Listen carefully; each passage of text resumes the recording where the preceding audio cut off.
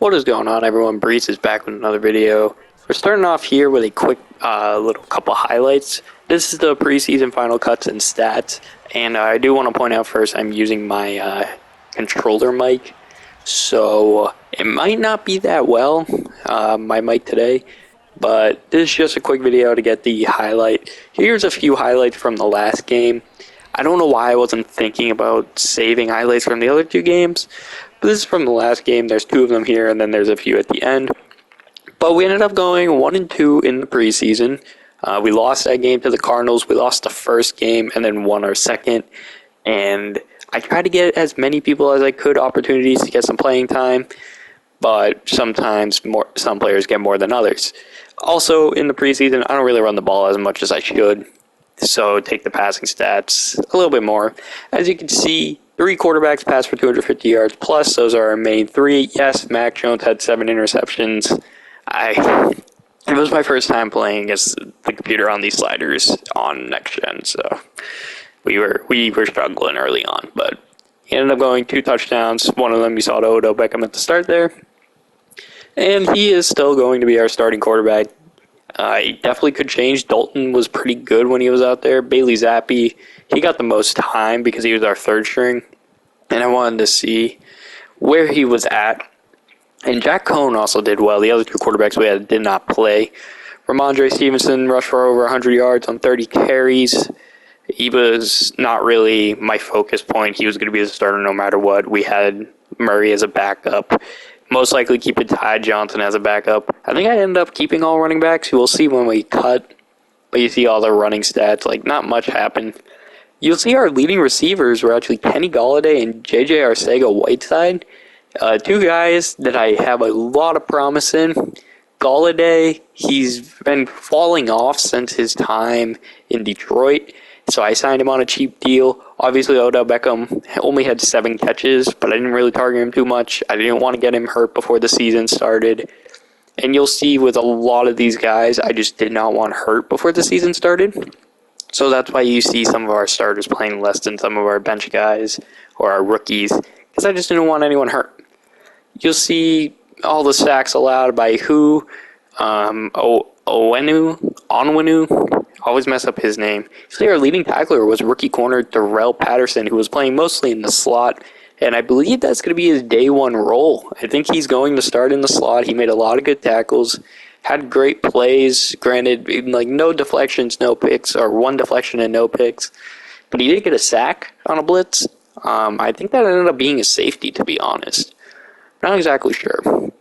But you see the interceptions. We only had 2, both from strong safety position. Actually, Phillips was from sub-linebacker. Deflections, Phillips did really well. Patterson had 1, like I said. Jonathan Jones, he is on pace to be our number 2 corner. You don't see Barrett anywhere here, but that's because he was injured for the first 2 games, and he did good in the 3 quarters that he had. You see the fumbles forced. Branson was there. Obviously, Nick Folk, he was perfect. That's exactly what I expected. I didn't give Vizcano. Can't really see what that says. I didn't give him any opportunities. I was going to keep Nick Folk no matter what. So he's ended up being cut. Bailey only had 4 punts. Like I said, I did not really try to play. Sidney Franklin did really well. Franklin. Both as a returner and as a receiver. Don't remember if he stays or not, though, just because of our depth and the fact that I have so many returners, like Marcus Jones could be there. But these were the stats for us, and then we're going to jump over to the cuts. We had 21 players that needed to be cut down to our 53-man roster. Of course, we only have, 10 spots on the practice squad as well. So most likely, there's some guys that I did want to keep that made the practice squad, hence why I have like 6 quarterbacks. I wanted to keep a few of them, so I got 2 of them to go to the practice squad. But we'll look at these 21 cut players right now as we cut down to the 53-man roster. Alright, we go over first. I go position by position always in this. I start off with the quarterbacks, and obviously Zappi, Dalton, and Mac Jones are our quarterbacks. Gary Harris, he's going to the practice squad. Jack Cohn, same thing. And then Gilbert, 32-year-old, he can't make it, so he will be cut. Those are our first 3 cuts. as we cut our quarterbacks down to 3. I did not make a move, I don't believe, at running back. I kept all 5 on the roster and I was going to try it. Or, okay, I guess I moved Pierre Strong to the practice squad instead of J.J. Taylor.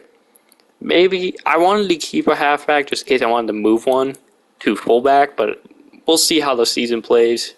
You'll see the 5 receivers that are there, and then of course got Lynn Bowden. I wanted to try to keep him because we couldn't put him on the practice squad, so I put Franklin, I put him, and then I cut Wilkerson, who's another guy that I wanted to try to keep, but I couldn't. And we have most of our receiver core set. See the tight end situation, we have 5. The only one that was not staying is Luke Richardson. He was going to go to the practice squad. Matt Sokol, I was going to see if I could put him at fullback. Don't remember if I could, because all our linemen, we only had 10 of them. And I like having 10 linemen. Basically gives me a whole backup unit if I need it. And that's what made it tough, because now we only have 8 cuts and we're already on defense, and our defensive line only has 5 people on it. 6 if you count someone who got hurt. I'm pretty sure there's an injury at D-tackle. Ronnie Perkins will head to the practice squad as we keep Brent Baldwin, Anthony Jennings, and Matthew Judon. You'll see our linebacking core here. I cut Therese Hall, and I ended up moving Munson, to, I guess I cut him. I thought I could move him to the practice squad, but that was Mitchell. We're going to keep Mitchell with his hidden development and hopefully get him out there as much as we can. With 11 cuts already done, we go to the corner, and you can see our base 5 are those 5. I cut Jalen Mills. Did not have a spot for him on this roster. Definitely wanted Terrell Patterson to try to be our slot corner. We put the other 2 corners at the end of that chart on the practice squad. So those are our 5 corners that we're rolling with here this year. You see safety. I didn't realize I had 6 safeties. We just moved Bledsoe to practice squad. Believe we moved Brad Hawkins to practice squad as well. And then I think we just outright cut Damian Hall. No, we moved him to the practice squad as well. Believe that made up our whole practice squad there. So we couldn't really do much. Schooler I did like a lot, but he just would not end up being well. You see Vizcaíno, he's cut. So now we need 3 more cuts, and I liked the team that I had now, but I had to get rid of the 3, and those last 3 right there are the 3 receivers that I get rid of, or the 3 players I got rid of. Lynn Bolden, again, like it says, we have a lot of depth, and Galladay definitely beat him out there. Schooler, definitely still on my mind if he stays in the league. Matt Sokolo, he is gone as well.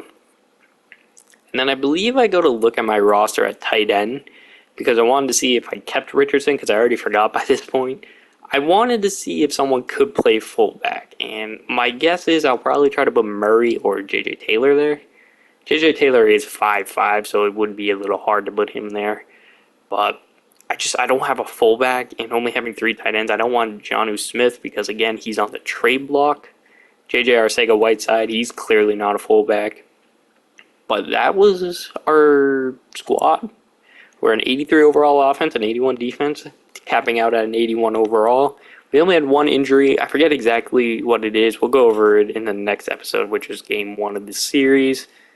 I believe it's just a D-tackle that's out for a few weeks. Trying to remember who it is, but I can't, because I think it's not Hurst. Hurst is still there. But as we slowly simulate past week 4, you'll see week 1 we go against the New York Jets as we continue our rivalry against them. You can see the set season goal. I believe I do that on the video here.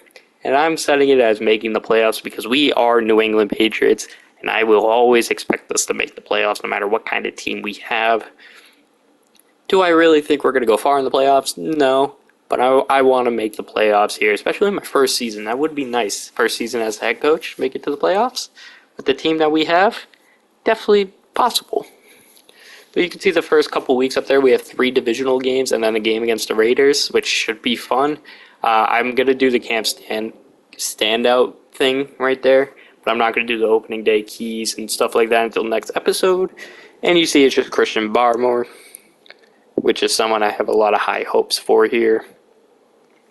I think it's just like get 2 tackles for loss. I am not exactly sure what this does because I have not played too much Madden as of recent. It also says against the Cardinals, which we already played the Cardinals in the last week of the preseason. I'm not exactly sure. But guys, thank you all for watching this episode of the New England Patriots franchise. I know it's taken a while. We will get back to it. Here's a few more highlights. This is like a 3 straight catch possession for Kenny Golladay. Someone, again, I'm very excited to be using here. And then after that, it's just a couple of plays with our backup units. Hope you guys enjoy. And yeah, hopefully I'm going to get the video out sooner rather than later. I don't have my mic. That's why this one was a quick and easy. So I'm using the PlayStation mic.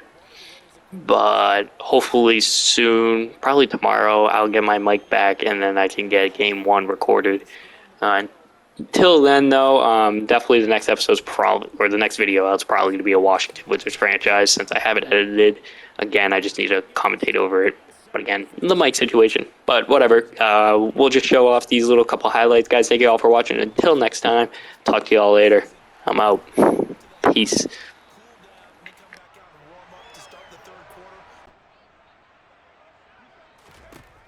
They'll set up to throw. And a quick throw here that's complete. And they're able to get this one across the 35. So signs of life in what's been a dormant offense in this second half. Here's 1st and 10. On play action, they'll throw. He's got him in, complete. And he'll go down, but not before getting this inside the 30. Last play stopped after a very short gain, but I wouldn't abandon the run totally because other Touchdown. A great play there. Taking it in. And the Patriots' decision to go for it pays off.